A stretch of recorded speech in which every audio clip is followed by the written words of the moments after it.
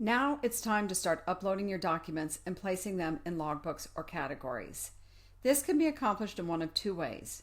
Registry items located on the left side include aircraft logbooks, such as airframe and engine, and other categories such as regulatory and manuals.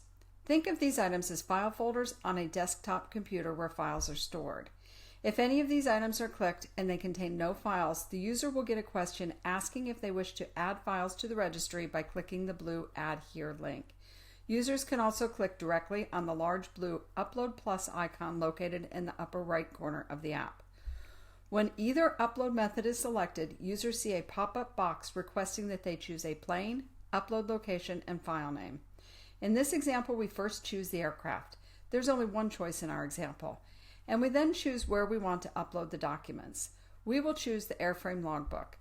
Finally, we choose the file location. In this example, we will choose the My Computer option, highlighting the file for upload. Once the file is selected, the user clicks the blue Submit button. Next, the user enters a document date. The title will automatically be populated with the file name. Next, the user will enter a description. Users may also use this opportunity to enter document status, ATA codes, and any tags or keywords. Once completed, the user clicks Upload to finalize the process. A user may also choose to upload multiple files simultaneously by holding down the Shift key when prompted to choose files for uploading.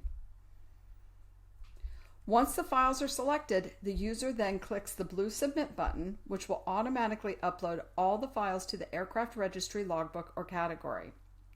The user can then go into the files individually to enter document date, description, and other related information pertaining to each file.